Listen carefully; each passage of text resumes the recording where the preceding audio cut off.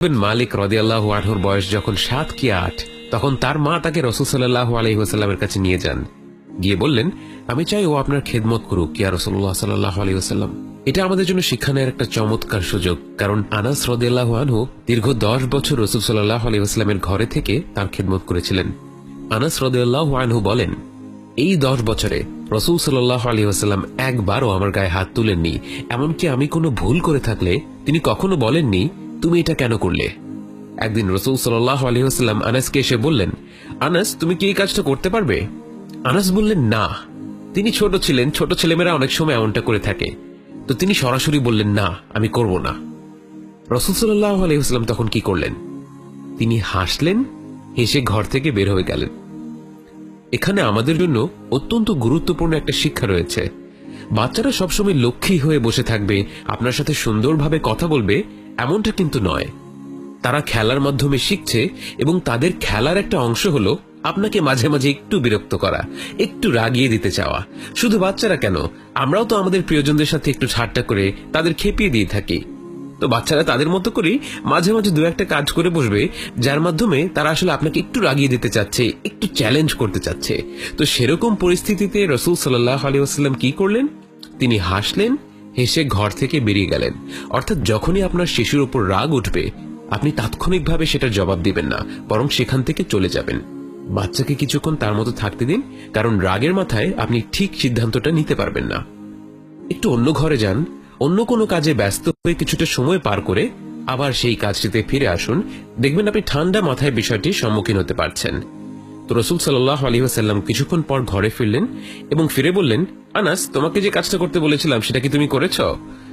আনাস বললেন, আমি এক্ষুনি যাচ্ছি। কি অপরূপ তারবিয়া! আনাসের ছোট ভাইয়ের নাম ছিল আবু উমাইর, এবং তার বাবা তাকে একটি ছোট্ট পাখি কিনে দিয়েছিলেন। সে পাখিটিকে প্রচন্ড ভালোবাসত। পাখিটির নাম দিয়েছিল নুগাইর। রাসূল সাল্লাল্লাহু আলাইহি ওয়াসাল্লাম মাঝে মাঝেই তাদের বাসায় আসতেন।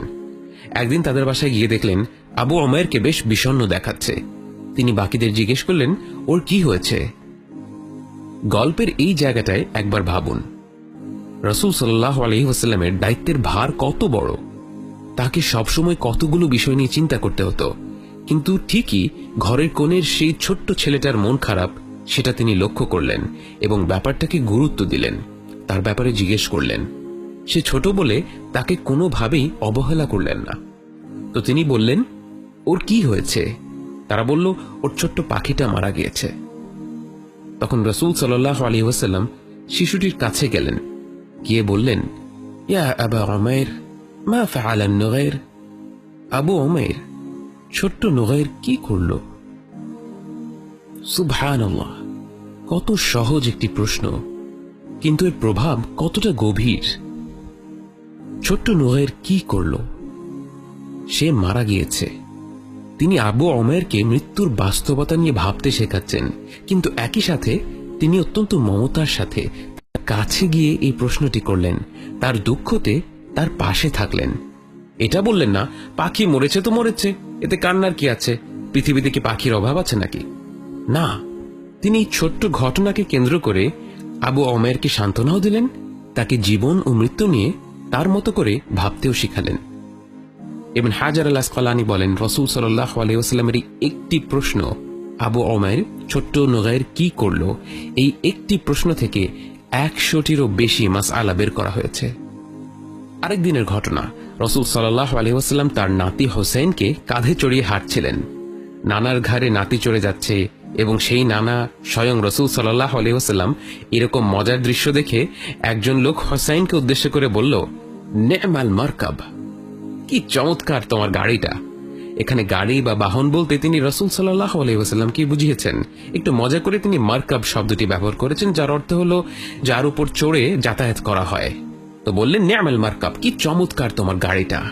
তো উত্তরে রাসূল সাল্লাল্লাহু আলাইহি ওয়াসাল্লাম বললেন, নে'মার রাকিব, কি চমৎকার আমার চালক। অর্থাৎ তিনি হোসেনকে বুঝিয়েছেন। তো এভাবেই রাসূল সাল্লাল্লাহু আলাইহি ওয়াসাল্লাম সবসময় শিশুদেরকে সম্মান দেখাতেন, তাদের গুরুত্ব দিতেন, তাদেরকে দূরে ঠেলে দিতেন না, অবহেলা করতেন না। তাদের সাথে কথা বলতেন, তাদের ভাষায় কথা বলতেন, এবং তাদের সাথে চমৎকার ব্যবহার করতেন সাল্লাল্লাহু আলাইহি ওয়াসাল্লাম। رسالة التغيير.